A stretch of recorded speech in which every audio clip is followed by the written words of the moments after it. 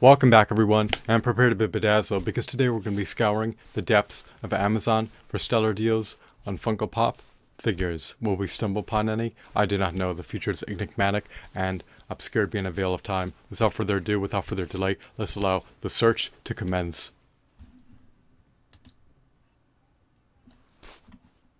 Lo and behold, we stumbled upon a myriad of Funko Pop figures. Do any of them tickle my fancy? Do any of them pique my interest? Are any of them impeccable? Well, lamentably, some of them appear to be devoid of articulation. Here we go. Off the get-go, we have a Funko Pop ad icons Kool-Aid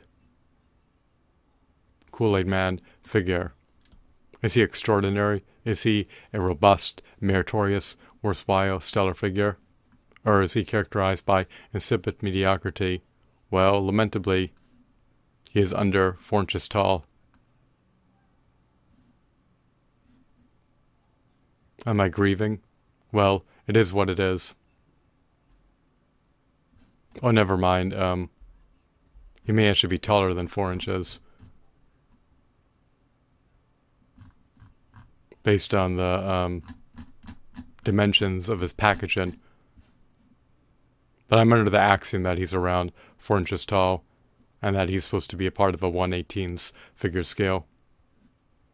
But even at 6 inches tall, at a steep, staggering, hefty, exorbitant, lofty premium price of $21.60 plus sales tax, close to $24, lamentably, is a pass.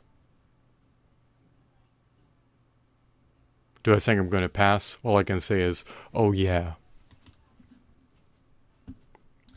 I hope that you appreciated that dry pun.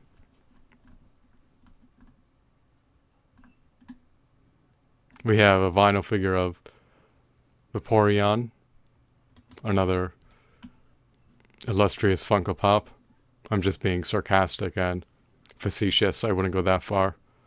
But a $12 plus sales tax for a static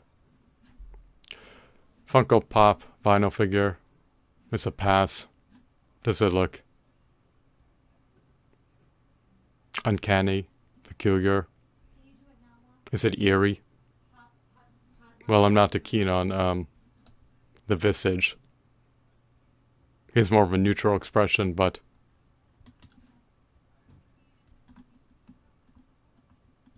he doesn't have beady little eyes, and doesn't look very approachable per se.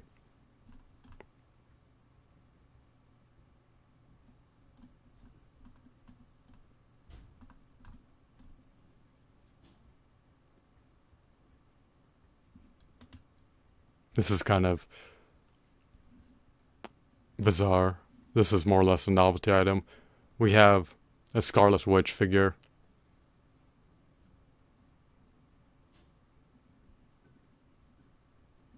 Was a novel design. I guess she's supposed to be a gingerbread variant of Scarlet Witch. I did not know who the show comes up with these ideas. Is it creative? Is it peculiar? Well, it's definitely uncanny, unique, and novel. But I deem this notion of having a gingerbread Scarlet Witch figure to be unsavory. Yes.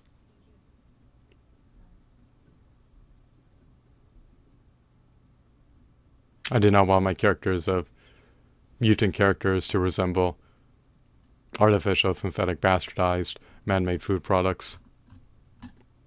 There's also a gingerbread variant of Thor and the Hulk.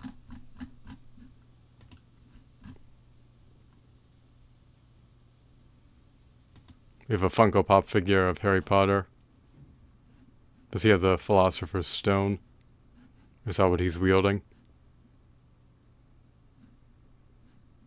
He's devoid of a mouse. By lacking a mouse, they're able to minimize their production costs.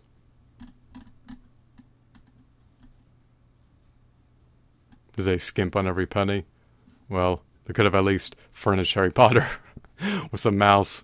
This is so absurd. And the price is steep at $12 plus sales tax, which is 50% more than the price of an $8 Topus Marvel Legends action figure that had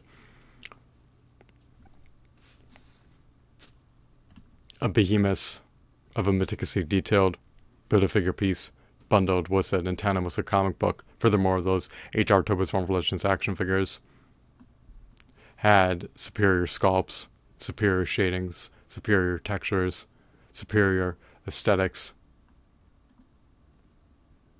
and superior details. Furthermore, they were sporting about 32 to 40 points of articulation.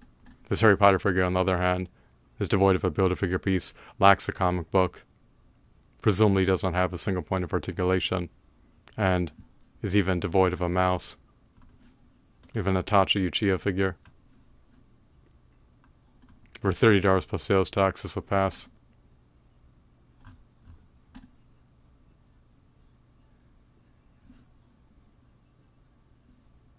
He looks like he's poised for battle. Iranian raring to entrap his enemies in a genjutsu. And give them a trouncing by unleashing his devastating, perilous, life-threatening attacks against them.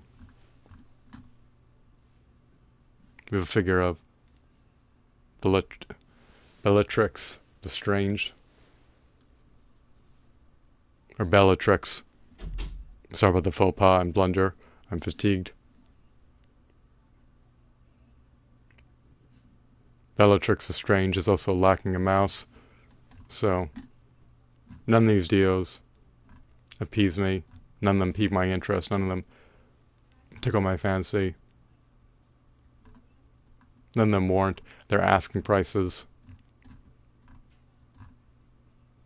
You're better off getting high quality figures in lieu of getting mediocre Funko Pop figures.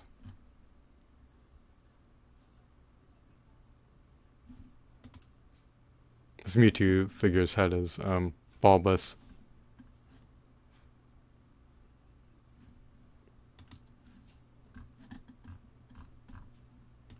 I'm really not keen on buying Funko Pops. For the most part, they lack articulation.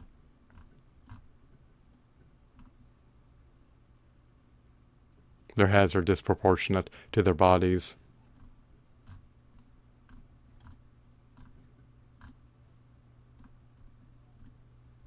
They're missing key characteristics. Not every Funko Pop figure has a mouse.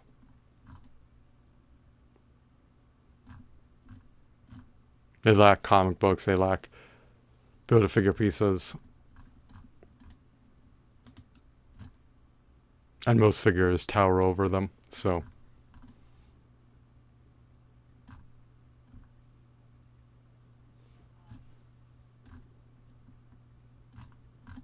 Now there were around $5 plus sales tax. We have a Funko Pop figure of Vulpix. Then I'd be more amenable to possibly procuring one.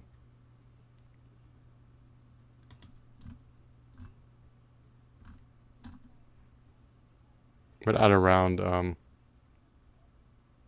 11 to $30 plus plus sales tax. Lamentably, it's a pass. The Itachi figure is now being sold for over $30.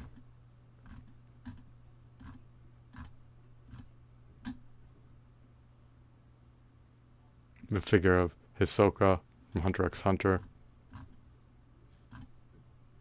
The prices are just too cost prohibitive. Now, for a character like Kurama, I would be more keen on buying the Funko Pop iteration of him. A Bandai never churns out a figure of Kurama. But at $33.62 plus sales tax, close to $37, lamentably it has to be a pass.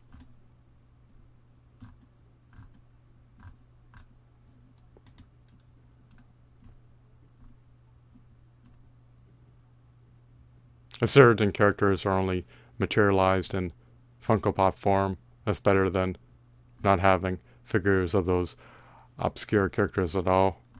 But they're going to command steep, staggering, hefty, exorbitant, lofty, cost-prohibitive, premium prices. Then buying them would be an unwarranted purchase in lieu of buying higher quality items.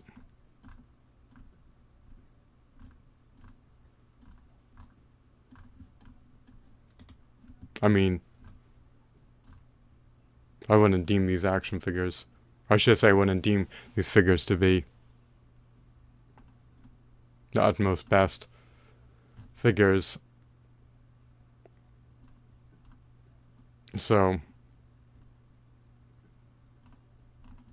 because of that, I'm deterred, I'm disinclined, I'm reticent about buying them. We may possibly never get a figure of Colonel Sanders by any company, but because the one that is produced is just mediocre at best, due to his head being disproportionate to his body and due to him lacking articulation, is going to be a pass over buying other figures. If this Colonel Sanders figure was $5, I would probably still pass on buying it. I'm not too keen on buying figures of human characters.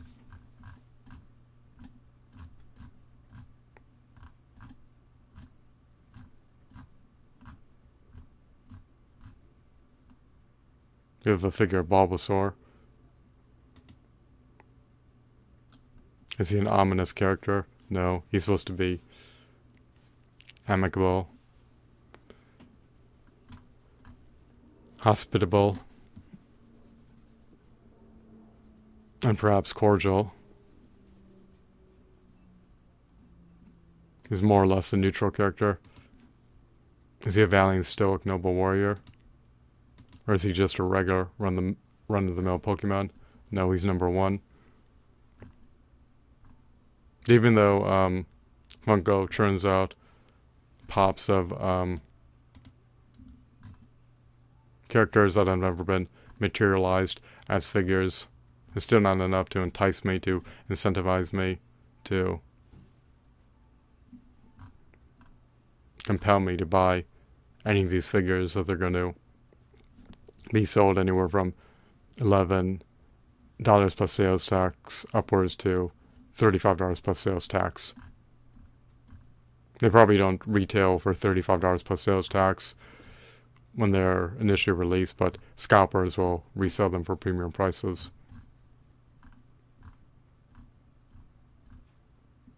If we had some Overwatch characters being sold for around $5 plus sales tax, and if they were only released as Funko Pops, then I would be possibly content with buying them. But if they're going to command steep premium prices, then lamentably it's a pass. So,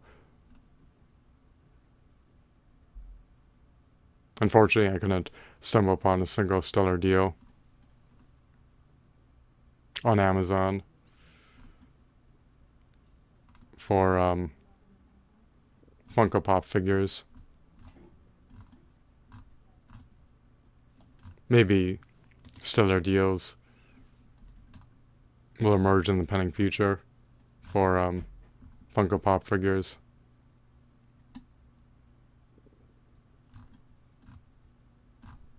But when I'm accustomed to buying high quality, meticulously detailed, extraordinary action figures for $8 plus sales tax that came bundled with a comic book and a meticulously detailed Build-A-Figure piece for a behemoth of a Build-A-Figure, I'm just going to have vindicated, just going to warrant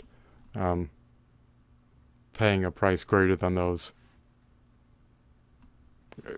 paying a price greater than the retail prices of the $8 Topaz Marvel Legends action figure for action figures that are vastly inferior to their lower priced counterparts. So I do love how these figures are novel and innovative and uncanny. But even with all their novel characteristics,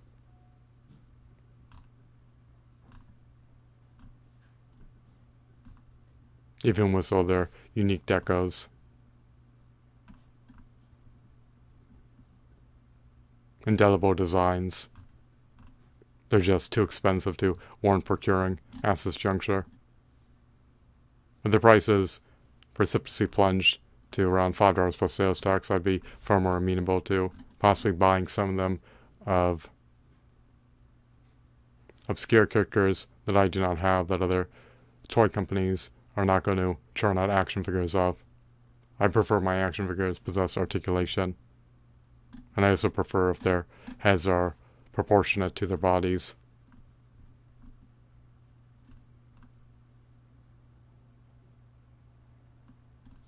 And I also prefer if they come with accessories. So,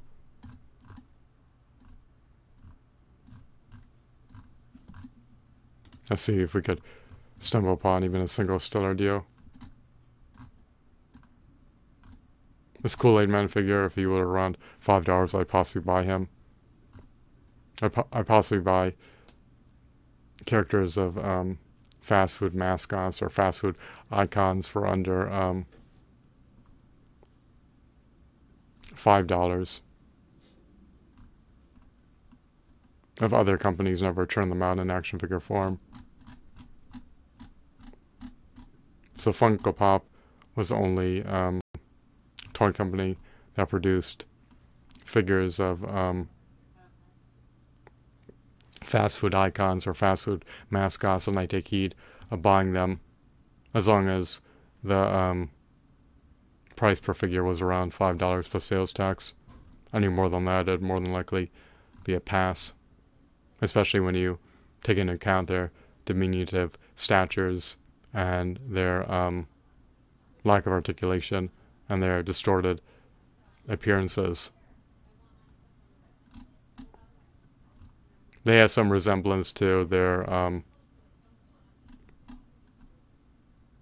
fast food mascot counterparts, but when they're disproportionate and when they're devoid of mouths, then it's definitely unsavory and unappealing. I want my characters to emulate, I want my figures to emulate their comic book counterparts or their video game counterparts, and not look like distorted, contorted versions of their comic book counterparts or video game counterparts. I do not want my figures to look like caricatures of their comic book counterparts or video game counterparts. So, unfortunately, all these figures are a pass.